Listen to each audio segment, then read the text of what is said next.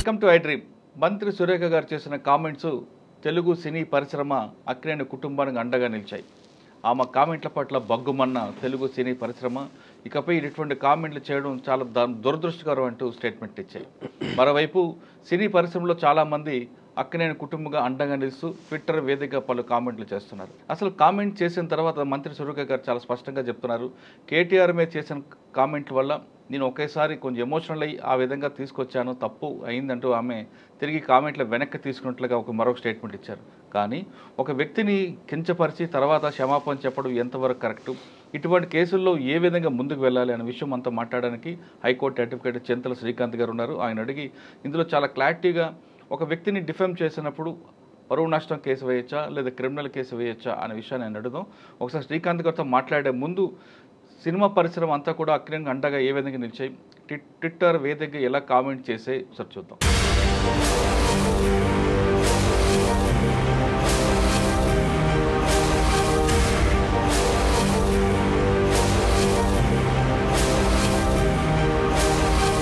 కొండా సురేఖ గారు సమంతకి అపాలజీ చెప్పడం అనేది అంతకన్నా స్టూపిడిటీ అయితే నేను చూడలేదు. ఫస్ట్ ఆఫ్ ఆల్ సమంతని ఎక్కడ అవమానించారు?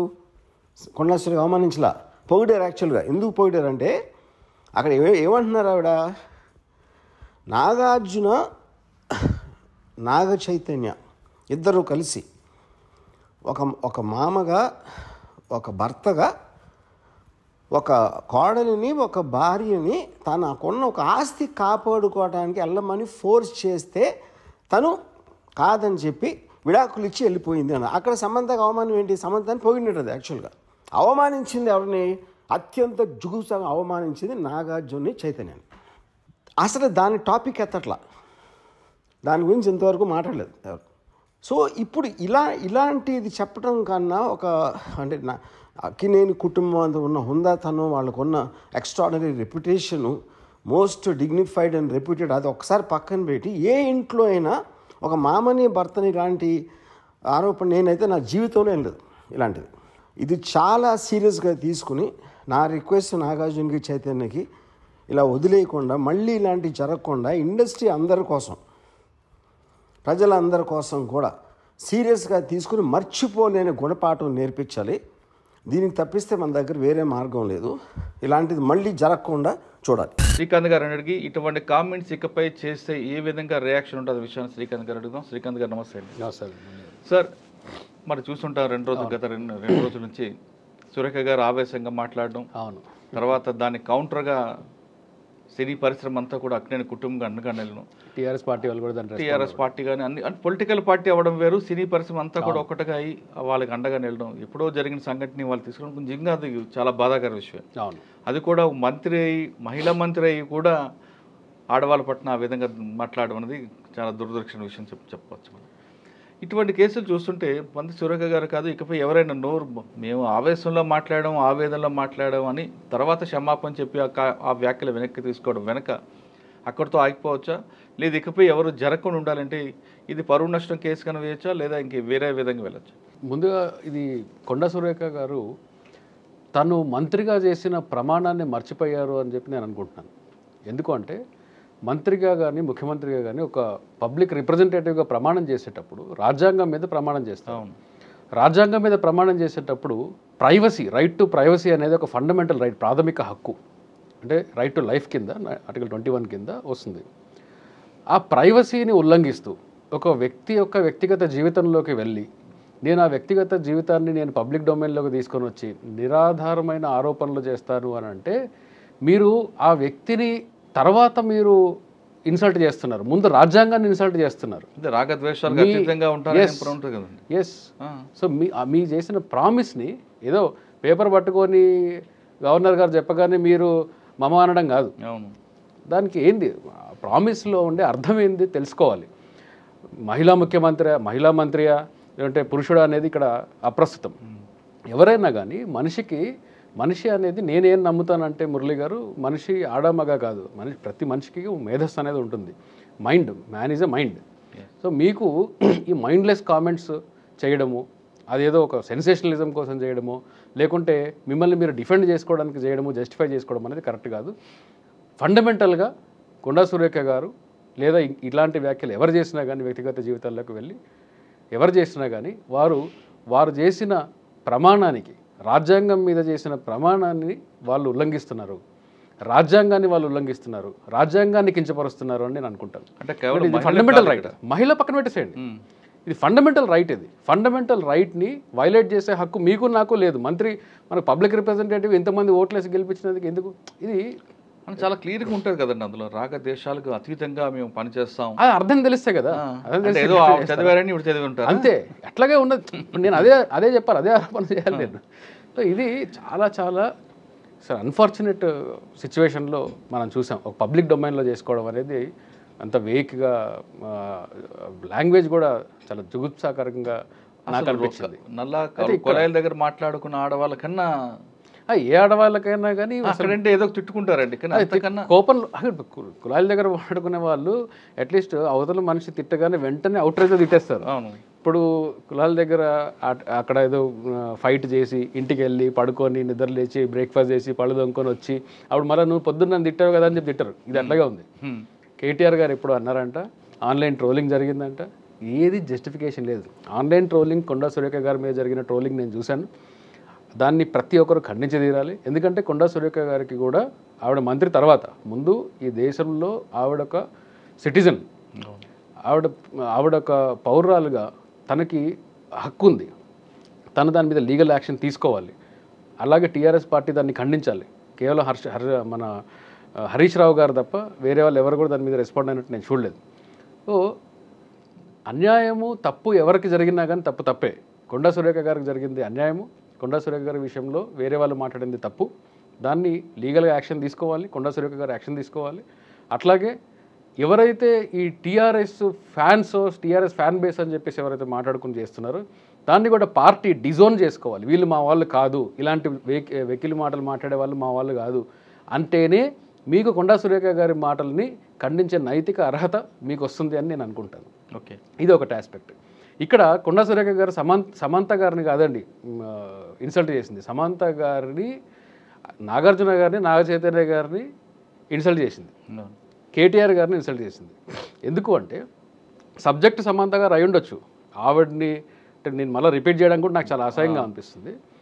ఆవిడ సబ్జెక్ట్ అయినా కానీ అది టార్గెటెడ్ వర్డ్స్ ఎవరి మీద ఉన్నాయంటే నాగార్జున గారు, నాగ చైతన్య గారి మీద ఉన్నాయి. అలాగే కేటీఆర్ గారి మీద ఉన్నాయి. నేను కేటీఆర్ గారికో నాగార్జున గారికో వకాలతో పుచ్చుకోవట్లేదు. కానీ ఆవిడ చేసిన వ్యాఖ్యలు ఈరోజు నేను ఇంతకుముందు చూశాను. నేను ఉపసంహరించుకుంటున్నాను, నేను విత్డ్రా చేసుకుంటున్నాను ఆ స్టేట్మెంట్ అని. మీరు స్టేట్మెంట్ని విత్డ్రా చేసుకున్నారు కానీ యూట్యూబ్లో జరిగిన చెత్త, ఆ ట్విట్టర్లో, ఇన్స్టాగ్రామ్లో జరిగిన రీల్స్, బయటకు వచ్చిన మీ వీడియోలు ఇవన్నీ విత్డ్రా కావండి. అవన్నీ పబ్లిక్ డొమైన్లో అట్లాగే ఉంటాయి. అవన్నీ విత్డ్రా ఏందనుకుందామండి. కానీ ఆమెకి తగలాల్సిన మానసిక తగిలింది కదా. అబ్సల్యూట్లీ. వీళ్ళు సినీ పరిశ్రమలో ఉన్నారు అనేది ఒక అంశం. సాధారణ పౌరుడికి కూడా నన్ను మిమ్మల్ని అన్నా ఒకటే, సినీ పరిశ్రమలో ఉన్నవన్నా ఒకటే. కాకపోతే వాళ్ళు లైమ్ లైట్లో ఉంటారు కాబట్టి పబ్లిక్ డొమైన్లో పబ్లిక్ అటెన్షన్ అనేది ఉంటుంది కాబట్టి ఇప్పుడు దాన్ని ఎవరిని ఏమైనా అన్నారు అంటే నా చుట్టూ ఉండే ఒక 10 మందికి తెలుస్తుంది, 100 మందికి తెలుస్తుంది. కానీ పబ్లిక్ డొమైన్లో ఉన్న సెలబ్రిటీస్ లైఫ్స్ ఏమవుతుందంటే పబ్లిక్ అటెన్షన్ అనేది వాళ్ళ మీద ఉంటుంది. కాబట్టి ఆ పబ్లిక్ అటెన్షన్ వల్ల డ్యామేజ్ అనేది చాలా ఎక్స్టెన్సివ్గా డ్యామేజ్ జరుగుతుంది. ఒక సాధారణ పౌరుడికి జరిగే డ్యామేజ్ కన్నా లైమ్ లైట్లో ఉండే వాళ్ళకి లైఫ్స్ని వీళ్ళకని టచ్ చేస్తే దానిలో జరిగిన డ్యామేజ్ ఎక్కువ. నిజమా కాదా అనేది కాకుండా ప్రతి ఒక్కరికి కూడా కామన్గా వీళ్ళ లైఫ్స్ ఇంతేనేమో, రాజకీయ నాయకులు ఇంతేనేమో అనేది ఒక సమాజంలో ఇట్లాంటి ఒక ఒపీనియన్ని మీరు మంత్రి అయ్యి ఉండి అలాంటి ఒక ఒపీనియన్ని మీరు క్రియేట్ చేయడం అనేది చాలా ప్రమాదకరం. ఆ సొసైటీ ఎలా తయారవుతుందనే ఆందోళన అలా కలిగింది. సార్ సాధారణంగా సినిమా వాళ్ళండగానే ఎందుకంటే అంత చిన్న చూపు, వాళ్ళు మనుషులే, వాళ్ళు ఆ షోకేస్లో బొమ్మలు అంటారండి. వాళ్ళకున్న కష్టాలు వాళ్ళకుంటే వాళ్ళు బయటకు చెప్పుకోలేరు. అంటే గ్లామర్ ఇండస్ట్రీలో ప్రపంచవ్యాప్తంగా కూడా గ్లామర్ ఇండస్ట్రీ మీద వాళ్ళు మనలాంటి మనుషులే కదండి. రాయి వేసినప్పుడు వాళ్ళకి మనసు ఉంటుంది, వాళ్ళకి బంధువులు ఉంటారు, వాళ్ళకి కుటుంబం ఉంటుంది. అవును, అబ్సల్యూట్లీ.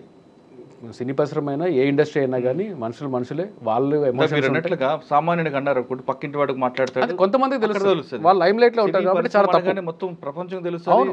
ఇంకా సామాన్యుడు కూడా వాళ్ళ గురించి మాట్లాడే అవకాశం కల్పించట్టు సొసైటీలో ఒక మానసికత తయారవుతుంది. ఇంతే కావాలా, అంతే, వీళ్ళు ఇంతే కావాలా అని చెప్పేసి ఒక ఒపీనియన్ తయారవుతుంది. ఇప్పుడు మీరు ఇండస్ట్రీతో ప్రత్యక్షంగానో పరోక్షంగానో మీకు కొంత తెలుసు కాబట్టి ఇది తప్పు అని ఒక విజ్ఞత మీకు ఉంటుంది. ఇప్పుడు కామన్ మ్యాన్ ఎక్కడో ఏదో విలేజ్లో ఉంటాడు, ఈ వీడియో ఒకటే చూస్తాడు, వీడియో చూడగానే అతనికి వచ్చే ఒపీనియన్ ఏంటి? జనరల్ సినిమా వాళ్ళంతా ఇంతే. దానివల్ల ఏమవుతుంది అంటే ఆ అమ్మాయి ఒక కాదు, మొత్తం టోటల్ పరిశ్రమకి ఎఫెక్ట్ అవుతుంది కదా. Yes, exactly. దానివల్ల ఏమవుతుందంటే రేపు ఎవరన్నా ఒక ఇండస్ట్రీకి వెళ్ళాలి అనుకుంటే, రేపు లాయర్ ఇండస్ట్రీ మీద అనొచ్చు అండి ఎవరన్నా, సినిమా ఇండస్ట్రీ అన్నారు, రేపు లీగల్ ఫెటర్నిటీని ఎవరన్నా అనొచ్చు, రేపు మెడికల్ ఫెటర్నిటీని ఎవరన్నా అనొచ్చు. అలాగే అన్నప్పుడు ఏమవుద్దంటే వారి ఇంట్లో ఉండే మహిళల్ని బయటికి వెళ్ళనివ్వకుండా అడ్డుకునే ప్రయత్నాలు చేస్తారు. ఈ ఇండస్ట్రీ ఇలా ఉందంట, నువ్వు కూడా ఇలా అయిపోతావేమో అని చెప్పి ఒక డెవలప్మెంట్ని మనం అడుగుతాం. ఒక ఇండస్ట్రీని కొలాప్స్ చేయడానికి కూడా ఇది పరోక్షంగా టాలెంట్ని రానివ్వకుండా చేయడానికి చాలా విధాలు దీని ఎఫెక్ట్స్ ఉంటాయి, దీని ఈవిల్ ఎఫెక్ట్స్ చాలా ఉంటాయి. అంటే ఇప్పుడు విత్డ్రా చేసుకున్న డ్యామేజ్ జరిగిపోయింది కాబట్టి నేను అడ్వైజ్ ఇవ్వను, కానీ ఏం చేయాలి అనే అడ్వైజ్ నేను ఇవ్వను, అది నా పని కాదు. కానీ ఒక వ్యక్తికి తనని ఎవరైనా డిఫేమ్ చేసినప్పుడు ఖచ్చితంగా ఒక క్రిమినల్ డిఫేమేషన్ కేసు వేసి, అలాగే సివిల్ డ్యామేజెస్ కూడా, భారీ సివిల్ డ్యామేజెస్ కూడా వాళ్ళకి స్థాయి ఉంది కాబట్టి భారీ సివిల్ డ్యామేజెస్ని కూడా క్లెయిమ్ చేస్తే, ఒకసారి శిక్ష పడితే అప్పుడు ఇంకోసారి మాట్లాడడానికి పబ్లిక్ డొమైన్లో ఎలా మాట్లాడాలి, పబ్లిక్ డొమైన్లో మేము మాట్లాడే ముందు వెనకాల ఎలా ఆలోచించుకోవాలనేది ప్రతి ఒక్కరు కూడా ఆలోచించుకుంటారు. అలా కాకుండా ఏదో వాడి పాపన వాడు పోతాడులే అనుకుంటే ఇట్లాంటి పిచ్చి పిచ్చి కామెంట్స్ చేయడం అనేది చాలా నార్మలైజ్ అయిపోతుంది. ఇది నార్మలైజ్ అవ్వకూడదండి. కానీ కొండా సురేఖ గారికి ఒక కామెంట్ చేసినందుకే ఆవిడ బాధపడ్డారు. ఆవిడ కూడా ఇంకొక మహిళ మీద కామెంట్స్ ఎందుకు ఆలోచించలేపారండి? ఆ విచక్షణ ఎందుకు కోల్పోయింది ఆవిడ? పొద్దున మహిళ మీద గబాండ వేస్తున్నానే పొద్దున చూశాను నేను భావోద్వేగానికి గురయ్యాను. ఆ భావోద్వేగానికి గురై నేను అలాంటి మాటలు అన్నాను. నేను చూసుకున్నప్పుడు నాకే బాధ అనిపించింది. అంటే మీ బాధ అనిపించింది, కానీ విక్టిమ్ అక్కడ వేరే వాళ్ళని చేశారు. మీరు ప్రస్తుత మంత్రి, మాజీ మంత్రి గారితో మీకు గొడవ ఉంది, పొలిటికల్ రైవల్స్ ఉంది, మీరు చూసుకోండి. మీరు మనకు ఇప్పుడు మామూలుగా ఇంగ్లీష్లో పార్లమెంటరీ బిహేవియర్ అంటే హుందాగా నడుచుకోవడం అని అర్థం. ఇప్పుడు ప్రజెంట్ ఏంటంటే పార్లమెంటరీ బిహేవియర్ అంటే ఒకరినొకరు తన్నుకోవడం, తిట్టుకోవడము, కుర్చీలు వేసుకోవడం అని అర్థం. మీరు తన్నుకోండి, తిట్టుకోండి, పబ్లిక్ ఎంటర్టైన్మెంట్ బాగా ఇస్తున్నారు.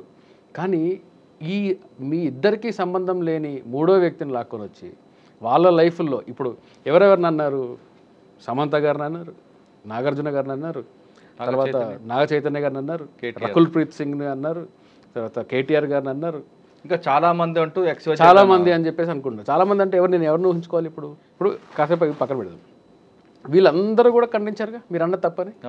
ఇప్పుడు కేటీఆర్ మీద మీరు ఆరోపణ చేశారు, ఎవరు దాన్ని సర్టిఫై చేయాలి? నాగార్జున గారు సర్టిఫై చేయాలి, చైతన్య గారు సర్టిఫై చేయాలి, లేదా సమంత గారు చెప్పాలి. పోనీ అవునవును నేను దీని మీద కామెంట్ చేయదలుచుకోలేదు అనేసి ఆవిడ డౌట్ని రేజ్ చేసి ఉంటే కొండా సురేఖ గారు బహుశా నిజమయ్యేవాళ్ళు. చాలా క్లియర్గా అన్అంబిగ్యూస్గా వాళ్ళని ఖండించి ఇది తప్పు అని చెప్పారు. సమంత గారు ఖండించారు, అమలా ఖండించారు, నాగార్జున అందరూ. అంటే వాళ్ళ అక్కినేని కుటుంబానికి చాలా మంది సపోర్ట్ చేశారు ఇక్కడ. అవును, సినీ పరిశ్రమ సంబంధించి ప్రతి ఒక్కరు కూడా తప్పు.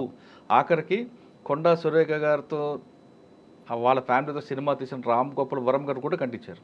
ఓకే, ఆయన కొండా మురళి ప్రొడ్యూసర్గా ఒక సినిమా తీశారు వాళ్ళు. ఓకే, తెలియదు ఆర్జీవితో. ఓకే, ఆయన ఆర్జీవి కూడా ఒక ప్రొడ్యూసర్ అనే విషయం తప్పు ఎవరు చేసినా తప్పేనండి. నా ప్రొడ్యూసర్ అనే విషయం పక్కన పెట్టి ఈ విషయం తప్పు కాబట్టి ఆయన కూడా ఖండించారు. అందరూ తప్పు ఎవరు చేసినా తప్పే. హుందాతనం అనేది మనకు పబ్లిక్ డొమైన్లో ఉన్న వాళ్ళు కొంచెం ఆచితూచి మాట్లాడాలడానికి ఇది ఒక రైట్ ఎగ్జాంపుల్ ఇది. ఓకే సార్, ఇటువంటి కేసుల్లో ఇప్పుడు ఆవిడ విత్డ్రా చేసుకున్నా సరే జరగాల్సిన నష్టం జరిగింది, వాళ్ళ కుటుంబానికి జరిగింది. XYZ అని పేరు పెట్టారు కాబట్టి మీరు అన్నట్లుగా సామాన్యుడు ప్రతి ఒక్కరు కూడా వాడి బుర్రలో ఆలోచన అంతే రేట్ తీసుకొచ్చారు. ఈ కేసుల్లో క్షమాపణ చెప్పారు కాబట్టి ఆగిపోవచ్చా? లేదు ఇకపై ఇటువంటి సంఘటనలు జరగకుండా ఎవరైనా కరెక్ట్గా పులి స్టాప్ పడాలి అంటే ఏం చేయాలి? ప్రాపర్గా క్రిమినల్ ఇంటిమిడేషన్, క్రిమినల్ డిఫమేషన్ ఇంతకుముందు 499, 500 ఉండేది, ఇప్పుడు 356 ఎక్కడ ఉంటుంది. అవును, 356 ఐ థింక్ సో. కొత్త BNSలో 356 అనుకుంటా, 356 సబ్ క్లాస్ 1 ఇది ఉండాలి. 499, 500 క్రిమినల్ ఇంటిమిడేషన్ ఈ చట్టాల కింద. అట్లాగే సివిల్ డ్యామేజెస్ని కూడా క్లెయిమ్ చేస్తూ, ఎందుకంటే ఆల్రెడీ డ్యామేజ్ జరిగిపోయింది కాబట్టి క్లెయిమ్ చేస్తూ ప్రాపర్ లీగల్ స్ట్రాంగ్ యాక్షన్ తీసుకుంటే ఇంకొకసారి ఇలాంటివి జరగకుండా ఉంటాయి. అంటే ఇప్పుడు సమంతగా అక్కినేని ఫ్యామిలీ వాళ్ళ మీద డిఫర్మేషన్ వేశారు అనుకుంటే సివిల్ సూట్. ఎంత ఎంత పరువు నష్టం జరిగింది వేయచ్చు అంటే వాళ్ళకి అంటే IT returns ప్రకారం? అది అసెస్ చేసుకోవాలండి. అది వాళ్ళు అసెస్ చేసుకోవాలి, ఎంత క్లెయిమ్ చేస్తారు, ఎంత డ్యామేజ్ జరిగింది. ఓకే, అటువంటి కేసుల్లో ఒకవేళ వేయాలనుకోండి 1% కోర్టు ఫీజు కట్టాలంట, నిజమైనది? కోర్ట్ ఫీజ్ యాక్ట్ నాకు అంత ఐడియా లేదండి. సివిల్ డిఫమేషన్ వేసినప్పుడు కోర్ట్ ఫీజ్ యాక్ట్ ప్రకారం ఉంటుంది. మోస్ట్ లైక్లీ అంతే ఉండొచ్చు, మోర్ ఆర్ లెస్ 1.5 వరకు ఉండొచ్చు. అంటే నాకు ₹1 నష్టం అంతే. క్లెయిమ్ ఎంతైతే అడుగుతామో ఆ క్లెయిమ్ అడిగిన దాంట్లో మీకు ఆల్మోస్ట్ 1 to 2% మధ్యలో ఉంటుంది. ఓకే, ఆల్రెడీ విత్డ్రా చేసుకున్నాను కాబట్టి విత్డ్రా చేసుకున్నా కానీ నేను అదే చెప్తున్నా, సాధారణంగా ఇప్పుడు కంటెంప్ట్ కేసెస్లో కూడా కోర్టు ముందు ఒక కంటెంప్ట్ కేసు వచ్చింది అనుకోండి, జడ్జి గారు ఆర్డర్ని కంటెంప్ట్ చేసే మీరు వైలేట్ చేశారు కాబట్టి సివిల్ కంటెంప్ట్, క్రిమినల్ కంటెంప్ట్ ఉంటాయి. చేసినప్పుడు వాళ్ళు మామూలుగా క్షమాపణ చెప్పి మనం చూసాం, మన ప్రశాంత్ భూషణ్ గారి దీనిలో చూసాము. తర్వాత ఆవిడ పేరేంటి, రైటర్ అరుంధతి రాయ్ గారి దాంట్లో చూసాము. ₹1 ఫైన్ వేయడము, 1 day పెట్టడము, క్షమాపణ చెప్పమని అడగడము, ఇలాంటివి చూసాం మనం. క్షమాపణ చెప్తే మామూలుగా విత్డ్రా చేసేసుకుంటే అది అక్కడితో అయిపోయింది అని అనుకోవచ్చు. కానీ డ్యామేజ్ అనేది ఇప్పుడు మనము సోషల్ మీడియా దీనిలో ఉన్నాం. ఒక్కరోజు కొన్ని లక్షల మంది ఒకటే రోజు ఆ వీడియోని చూశారు. డ్యామేజ్ అనేది ఆల్రెడీ జరిగిపోయింది. డ్యామేజ్ని విత్డ్రా చేసుకున్నంత మాత్రాన అక్కడ కాంపెన్సేషన్ రాలా. విత్డ్రావల్ అనేది ఓకే, మీకు క్రిమినల్ కేసెస్ నుంచి మిమ్మల్ని కాపాడొచ్చేమో, మీ ఇంటెన్షన్ అది కాదని చెప్పి సబ్సిక్వెంట్గా చూసుకున్నారు కాబట్టి. కానీ సివిల్ డ్యామేజ్లో మాత్రం ఖచ్చితంగా వాళ్ళు భారీ సివిల్ డ్యామేజెస్ని క్లెయిమ్ చేయొచ్చు. సార్, ఇప్పుడు ఇక్కడ సమంత సెపరేట్ అయ్యారు, అక్కినేని ఫ్యామిలీ సెపరేట్ అయ్యారు. ఆ అమ్మాయికి ఇప్పటికే డైవర్స్ అయిందని నాకు ఒక మానసిక క్షోభకు ఉంది. ఎంత చెప్పుకున్నా కాదన్నా ఆమెకైతే బాగా నష్టం జరిగింది. అంటే మనం అట్లా అనలేమండి మురళి గారు. సందర్భం వచ్చింది కాబట్టి నేను ఒకటి చెప్తాను. డైవర్స్ అయింది కాబట్టి మానసిక క్షోభ ఉంది అంటే, మానసిక క్షోభ ఉంది కాబట్టి డైవర్స్ అయిందేమో అయిండొచ్చు. అది అంటే అది ఓకే, ఒప్పుకుంటా. కానీ ఎంత జరిగినా ఆమెకైతే చిన్న ఇబ్బంది ఉంటుంది కదండి. ఎవరికైనా ఉంటుందండి డైవర్స్, ఎవరికి కూడా బయటపడాలని, ఆ ఇష్యూ నుంచి బయటపడాలని చూసుకున్న క్రమంలో మళ్ళీ వచ్చి పడింది.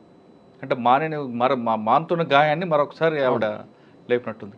ఇప్పుడు ఈ కేసులో ఆమె సెపరేట్ అయ్యారు కాబట్టి ఆమె ఒక కేసు, అక్కినేని ఫ్యామిలీ కేసు వేయచ్చా, ఇద్దరు కలిపి వేయచ్చు? ఈ కేసులో ఇన్వాల్వ్ అయిన మేజర్లు అందరూ కలిసి ఒక్కొక్క కేసు వేసుకోవచ్చు ఇండిపెండెంట్గా. అంటే నాగార్జున గారు ఒకటి వేయచ్చు, సమంత గారు ఒకటి వేయచ్చు, లీగల్గా వేయచ్చు, రకుల్ ప్రీత్ సింగ్ వేయచ్చు, నాగార్జున గారు వేయచ్చు, సమంత గారు వేయచ్చు, నాగ చైతన్య గారు వేయచ్చు, కేటీఆర్ గారు వేయచ్చు. ఈ పేర్లు మాత్రం నాకు గుర్తున్నాయి కాబట్టి చెప్తున్నాను. ఆవిడ నోటిచ్చే పేర్లు కాబట్టి వాళ్ళందరూ వేసుకోవచ్చు అంతే. ఇంకా అదర్స్ అంత కాబట్టి మనకు తెలియదు. ఇక అదర్స్ అంటే ఇక మరి మోడీ అన్నందుకు రాహుల్ గాంధీ మీద సంబంధం లేని వాళ్ళు కేసులు వేశారు. జనరల్గా అయితే క్రిమినల్ లాలో ఏంటి అంటే డిఫమేషన్, ఎవరినైతే అంటామో వాళ్ళకి మాత్రమే వేసే హక్కు ఉంటుంది. కానీ రాహుల్ గాంధీ కేసులో ఒక ప్రెసిడెంట్ సెట్ అయ్యింది కాబట్టి మమ్మల్ని అంటే మమ్మల్ని కలుపుకొని మరి వేస్తారేమో వేయండి. కానీ ఇప్పటికైతే 5 రెడీగా వేయచ్చు, రెడీగా వేసుకోవచ్చు.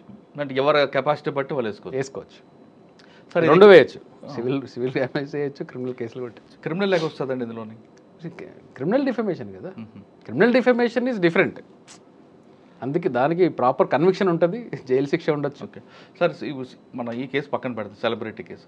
సాధారణంగా ఇటువంటి చాలామంది తిట్టుకుంటుంటారు. అవును, ఇళ్ళ పక్కన కూర్చొని తిట్టుకుని ఉంటారు. అవును, వాళ్ళకి కూడా ఇటువంటి ఇబ్బంది పడుతుంటారు. అవును, అప్పుడు వాళ్ళు ఏం చేయాలంటే వాళ్ళకు కూడా సేమ్ అండి. కానీ పోలీస్ స్టేషన్కి వెళ్ళారనుకోండి, ఇది కాగజు నాన్న కాగజు తీసుకొస్తారు. చట్టము అనేది నాగార్జున గారికి ఒకటే, మా ఇంటి పక్కన ఉండే ఆటో డ్రైవర్కి ఒకటే, ఎవరికైనా ఒకటే. డ్యామేజ్ అనేది, మానసిక క్షోభ అనేది ఎవరికైనా ఒకటే. నాగార్జున గారికి కోట్లు ఉన్నాయి కాబట్టి ఆయనకి చాలా ఎక్కువ ఉంటుంది, నా దగ్గర ఏం లేదు కాబట్టి తక్కువ ఉంటుంది అలా కాదు. అంటే ఇక్కడ అంటుంది క్వశ్చన్ అది కాదు, ఎవరికైనా చట్టం ఒకటే. భారతదేశంలో పుట్టిన ప్రతి వ్యక్తికి కిందవాడి నుంచి పైవాడికి ఒకటే చట్టం, అందరికీ ఉంటుంది. రూల్ ఆఫ్ లా ఒకటే ఉంటుంది. కానీ నాగార్జున గారి ఫ్యామిలీ డిఫర్మేషన్ వేస్తే ఒక సమ్ అమౌంట్ ఉంటుంది. అవును, నాకు ఇంత పరువు నష్టం జరిగింది అంతే. కానీ ఇక్కడ ఆటో డ్రైవర్కి జరిగింది అనుకోండి, లేదంటే రిక్షా పుల్లర్కి జరిగింది అనుకోండి, ఆయన తన పరువు ఎలాగ ఇంత నష్టం జరిగింది ఎలా ప్రూవ్ చేసుకుని అడుగుతాం. వాళ్ళు సివిల్ కోర్టుకి వెళ్ళి కోర్టు ఫీజులు కట్టి లాయర్ గారిని ప్రైవేట్గా పెట్టుకొని అవన్నీ చేయాల్సిన అవసరం లేదు. క్రిమినల్ కోర్టు పోలీస్ స్టేషన్కి వెళ్ళొచ్చు, లేదంటే ప్రైవేట్ కంప్లైంట్ వేసుకుంటే క్రిమినల్ కేసెస్లోనే ఈ డిఫమేషన్ అనేది. ఓకే, పోలీస్ స్టేషన్కి వెళ్తే ఇది కాగజబుల్, నాన్ కాగజబుల్ అంటారు. తిట్టుకున్నారు కదా మాట్లాడుతాను కోర్టు. డిఫమేషన్ చేయాల్సిందే. కరెక్టే సార్, నేను క్వశ్చన్ అది కాదు. నాగార్జున గారికి సంవత్సరానికి ఒక 10 కోట్ల ఆదాయం అనుకుంటా. అలా కాదండి, ఇప్పుడు పోలీస్ స్టేషన్లకి వెళ్తే వాళ్ళు ఎఫ్ఐఆర్లు కట్టరు అనేది అది ఇట్స్ యూనివర్సల్ ప్రాబ్లం అయిపోయింది ఇండియాలో. గల్లీ దగ్గర నుంచి ఇప్పుడు మనం ఒక్కో సందర్భాల్లో ఎమ్మెల్యేలకి మంత్రులకి కూడా గతి లేదు. అవును. ఇక్కడ ఒక రిక్షా పుల్లర్కి అవమానం జరిగింది, ఆయన తనకి ఎంత పరువు నష్టం జరిగిందని ప్రూవ్ చేసుకోవాలి అంటున్నా. నాగార్జున గారి కంటే సంవత్సరానికి 100 కోట్ల ప్రాపర్టీ, నాకు 100 కోట్ల ఆస్తి. అప్పుడు ఏమవుతుందంటే మినిమం వేజెస్ యాక్ట్ కింద చేసుకోవాలా? అది అడుగుతున్నా. Okay, I didn't get your question. మామూలుగా ఏంటంటే ఇప్పుడు మీకు ఒక మంచి ల్యాండ్మార్క్ కేసు ఉంది, బాగా గుర్తు చేశారు. ఓకే, ఒక హస్బెండ్ ఏం చేశారంటే ఈ డిస్ప్యూట్లో నా దగ్గర డబ్బులు లేవు, నేను మెయింటెనెన్స్ కట్టను, నాకు అసలు జాబ్ లేదు అని చెప్పాడు. అది వీళ్ళు ఆ అమ్మాయి కూడా ప్రూవ్ చేసుకోలేకపోయింది కోర్టులో. ఇతను కూడా ఇతని ఎవిడెన్స్లో అఫిడవిట్లలో కూడా ఇన్కమ్ నిల్ అని చెప్పాడు. కానీ కోర్టు ఏమన్నదంటే నువ్వు ఇన్కమ్ ప్రూవ్ చేసుకోలేకపోయారు కాబట్టి ఇరుపక్షాలు మినిమం వేజెస్ యాక్ట్ కింద ఎంతైతే మినిమం వేజ్ ఉంటుందో ఆ వేజ్ బేసిస్ మీద క్యాల్కులేట్ చేసి మెయింటెనెన్స్ గ్రాంట్ చేసింది. సో సామాన్యుడు కూడా తనకి అంతే దినసరి వేతనం ఎంత ఉంటుందో అంతే దాని ప్రకారం వెళ్ళొచ్చు. అంతే. ఓకే, సో యావరేజ్గా యాక్ట్ ప్రకారం ఎంతైతే ఉంటుందో 13,000 ఎంత ఉంటుంది, సరిగ్గా నంబర్ నాకు ఇప్పుడు రీడ్ చేయలేదు కాబట్టి గుర్తులేదు. సో ఆ మినిమం వేజ్ యాక్ట్ కింద ఒక క్యాల్కులేషన్ చేసుకొని within non taxable amount limit ఎంతైతే ఉంటుందో ఆ లిమిట్స్లో కూడా వేసుకోవచ్చు. సార్ ఫైనల్గా చెప్పండి, ఇటువంటి కల్చర్కి పుల్ స్టాప్ పెట్టాలంటే ఏం చేయాలి? ప్రాపర్ స్ట్రాంగ్ లీగల్ యాక్షన్ తీసుకొని విత్డ్రావల్స్లో కాకుండా కేసు గెలిచినా ఓడిపోయినా అది అంతం దిశకు వచ్చినంత వరకు ఫైట్ చేసి ఆ జడ్జిమెంట్ ఏమైతే వస్తుందో ఆ జడ్జిమెంట్ని ఒక ప్రెసిడెంట్గా తయారు చేసి ఇదిగో ఇట్లా మీరు కానీ పర్సనల్ లైఫ్లోకి ఎంటర్ అయ్యి చేశారంటే మీకు జరగబోయే శిక్ష ఇది అని ఒక స్ట్రాంగ్ మెసేజ్ని కానీ ఇస్తే కొంతవరకు ఇది కంట్రోల్ అయ్యే ఛాన్స్ ఉంది. అంత మాత్రం మొత్తం ఏదో సమాజం మారిపోద్దని నేను చెప్పట్లేదు. ఇది భావోద్వేగాలు అనేది సర్వసాధారణం. భావోద్వేగాల్లో విఘ్నత కలిగి ఉండాలి.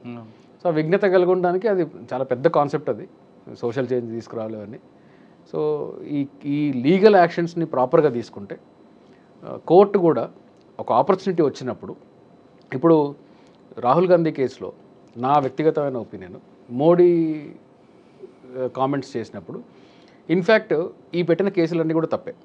అలాంటి కేసుల్లో కోర్టు వచ్చినప్పుడు తన ముందుకు వచ్చినప్పుడు ఇక్కడ పర్సనల్గా ఎవరిని టార్గెట్ చేయలేదు.